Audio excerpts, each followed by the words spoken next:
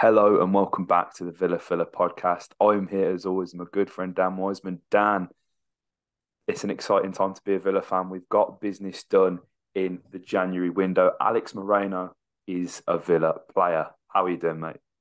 I'm very good, mate. Very good. First one of 2023. The first signing of the Unai Emery era is in the books. It's official.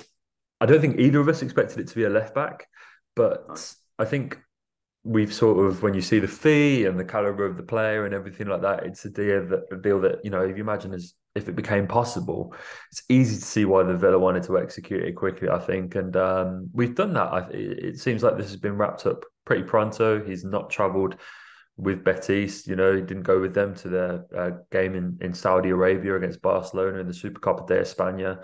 And from then on, things started to really heat up, and it's all led to this, and it's official. And I'm very happy, mate.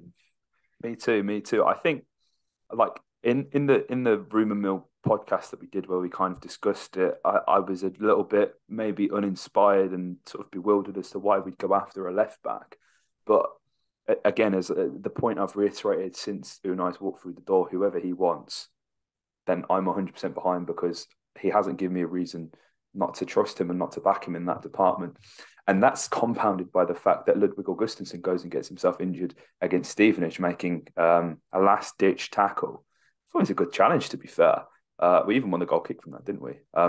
Yeah. But the likelihood is we're not going to see Ludwig play for Villa. Obviously, he's a loan player as well. So it's important that we actually got this signing done. And I'm happy, mate. I'm happy. And I'm going to be excited to see how he fits in. And because I think, Dean is a good option. Dean's an option, and now we have two options. So it'll be interesting to see how we sort of line up. Obviously, there's been the rumours of Harry Maguire and stuff which we talked about, and I think one thing that we probably glossed over when it came to that is the possibility of having the option to play a back three, and I think Moreno suits that system to a T. We've seen with the touchline runs that he makes and the balls into the box, he'd actually fit a back three system really well. So I think sort of home versus away from home, how you set up against top six teams, it was essentially a back six against Spurs. Having Moreno, that gives us a completely different outlet and we can set up in different ways. And it's going to be interesting to see how and where he's deployed, mate. Yeah, yeah, I think so. I think Dean hasn't really hit the heights that we perhaps expected him to since he arrived from Everton a year ago. It's hard to really benchmark any particular runs that Dean has been on, and I think perhaps both of the fullbacks need to be looking over their shoulder a little bit because I think what this signing does is it sends alarm bells through the squad in that this is a position that I think everybody would have felt that we're comfortable in and that we seemingly addressed not too long ago in bringing in Luca Dean. In fact, I think many people externally would have looked at that position and felt that that was one that Villa were pretty secure in. But I think this tells the squad that nobody is going to be sitting comfortable under Unai Emery and his regime. He'll make improvements wherever he feels necessary, and I think it's quite telling that he's looked to left back to do that. It's a shame about Ludwig because I felt that he had one of his better games sort of prior to the Stevenage game. It's a shame that he got injured. He came on and did well against Wolves. But obviously, he's picked up that injury, and it's quite something that we've gone to the other side of Seville, to Real Betis Yeah. to sort of bring in that replacement. And yeah, Moreno is a really interesting player. I think profile wise and the way that he's able to deliver the ball. I was going to say it's sort of similar to Luca Dean, but perhaps similar to what we want Luca Dean to be. Does that Yeah. make sense? Because I don't think we've seen much of it. He's got this really good delivery, not just from, as you say, sort of getting to the byline and cutting one back into the box, but from deeper positions, which is what we read on the tin when we signed Luca Dean, but it's just not quite worked out like that. And I think it's going to be really interesting to see how that pecking order works out. Obviously, Moreno is 29, and I think that has, certainly been something that people have raised as they sort of make cases against this deal. But I honestly think you're in a place now in modern football where if you want to be a top half Premier League side, your £15 million deals, as the fee is sort of in and around, have become your £5 million deals from yesteryear. Do you know what I mean? Like it's like if we get this guy in, I mean, some outlets, Goal, your very own employers, mate, are reporting that this deal's coming in at just over 10 million.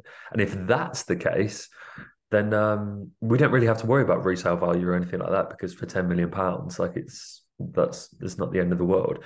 And so yeah, the more that I think you study this deal, the more that I think it makes sense.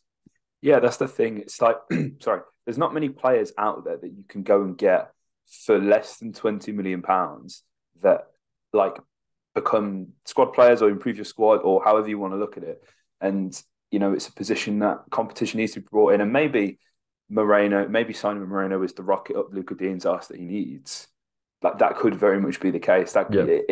We need competition for places everywhere. We can't afford to have that sort of complacency. And as you said earlier, mate, the message that will then send, because left back we've known almost every single game. We know who's going to start. We know who's going to be in that position. So it's about time we have some competition.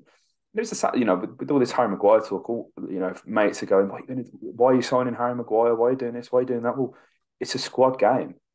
And the Stevenage game, if anything, proved the squad ain't up to scratch. And that's all will stay on Stevenage.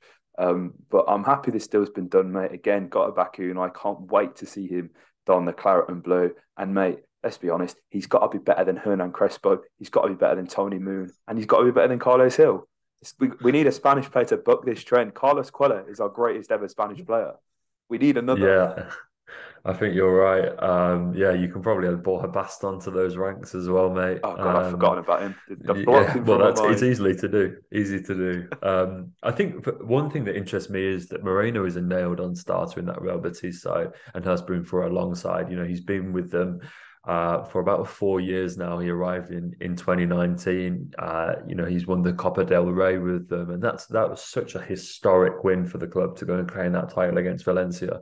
And the way that will be remembered forever in Seville, to leave that and to leave, he could have seen out the rest of his career in Betis. He's one of the heroes that won that in Copa del Rey.